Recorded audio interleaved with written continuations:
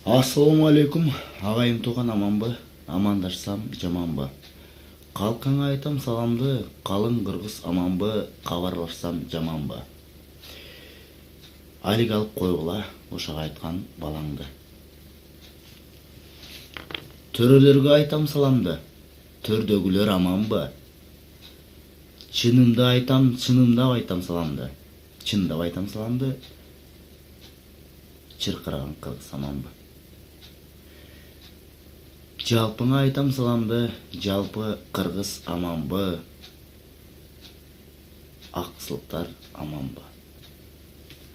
Деген өзімден қол жазмам менен жазылған ыр саптар менен жалпы меймандар менен учурашып алайын. Урматтуу меймандар, баягы айтат го кыргызда: аялам көрксүз жылдысыз, ала тоом көрксүз кыргызсыз.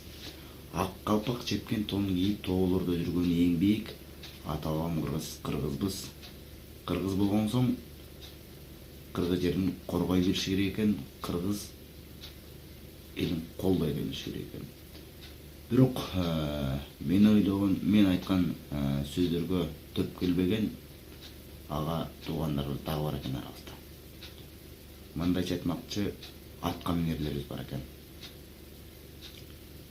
Балким бул тасманы көргөндөр бир жаш жигит сүйлөп жатат, оозуна келгенде оттоп жатат деп ойлошу мүмкүн. Бирок ичиң ачышкан соң бул тасманы тарттым. Ич ачышкан соң. Урматтуу, муну мен айткым келди, урматтуу Алмазбек Шашеновичке кайрылайын деген себепмен айттым. Урматтуу Алмазбек Шашенович, мен сизди көптөн бери көрүп жүрөм. Элдин оозуна алган, эл сыйлаган адамсыз. Бирок кайдасыз? Кайсы жактагы жайдасыз? Балким бүгүн келерсиз. Кыргыз жерине, Аксы жергесине жардамыңызды берерсиз. Аксы жергесинде кандай окуялар болуп жатат? Өзбек улутундагы элдерге БТР менен тосуп, кыргыз жеринде жүрүп, кыргыз элинен кайра паспорт сурап кыйнап жатат. Ушул негизи туурабы? Же алыңыз келбейби? Кыргыз эли негизи ыймандуу калып келебиз. Барктуу, нарктуу калып келебиз. Өзбектердин эмнебиз ким? Балким жардамыңызды берерсиз. Же болбосо бир калпакчан дагы бир селсаяк сүйлөп жатат дээрсиз. Бирок кыргызда бир сөз бар: бет кайткандын зары жок, калп айтканга дагы жок. Жаш балача сүйлөйсүз. Ичимди күйгүзүп. Канча мамлекеттин президенттерин көрдүм, төрөлөрүн көрдүм. Бирок жардам сурасам алар балким бермектир. Ана 10 деп коет. 10ду неге чакырган жоксуз? Эгерде ушунчалык чечилбеген маселе болуп атса, БТРлерди коюп кыргыз жерине кол салганга даяр болуп турган өзбектерге алыңыз жетпейби? Мейли, мамлекеттин балким күчү жетер. Мана канчалаган армия бар бизде. Эмне күчү жетпейби? Канчалаган элге барасыз? Мамлекетке деп туруп акчаны аласыз. Кымбатшымдын чөнтөгүнө саласыз. Үйгө барганда шымды балким чечпей жатып аласыз. Эй, туугандар, алчыны алган соң, чөнтөккө салган соң, баары бир аркы дүйнөгө барасыз. Билесиз, биздин баатырлар болгон. Бул баатырлар жакында пайда болду.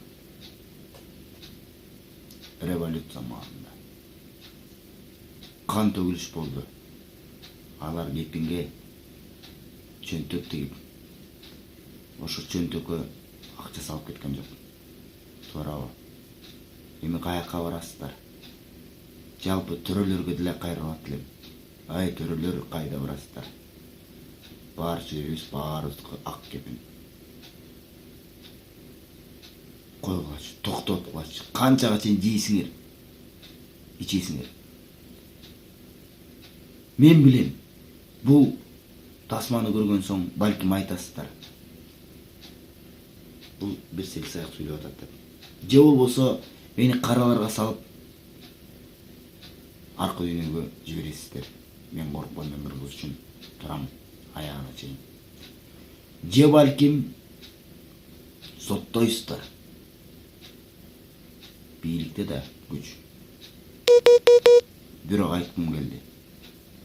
Черимди жазгым келди. Жанагындай өзбектерди кол салганча мен качкым келди. Мамлекетте болгон туура болмок. Көзүңөрдү ачкым келди. Урматтуу Алмазбек Шошенович, мен сиздин убагында партияңызда иштедим. Колуман келген кызматымды кылдым. Жаанда чуркап, ысыкта чуркап, суукта да чурканым. Анткени мен сизди сыйладым. Колдон келсе аракетиңизди кылыңыз эми. Айтарым эмне? Мейли ар дайым алдыңызда жакшылык болсун. Мейли чөнтөгүңүз жапжашыл долларга же еврога толсун. Бирок эң негизгиси үйүңүздө бакыттын кушу консун.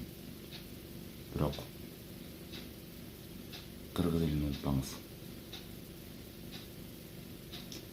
Урматтуу кыргыз элим, мен ушул тасмамды көрүп жаткан болсоңуздар, колуңуздардан келишинче жеткиргенге аракет кылыңыздар. Бул кыргыз элиме кайрылат мен. Бир куудулагам айткан, баягы эл алдына таанымал болуп калган, кыргыз элине аттын кашкасындай таанымал болуп калган агабыздын бирөөсү айткан. 120 кой. Бир текени эшитип 20 өзбектин солдатын кууй албайсыздарбы? Түшүнүңүздөр. Мен айткан жокмун бул сөздөрдү. Муну акылдуу агаларым бирөө айткан.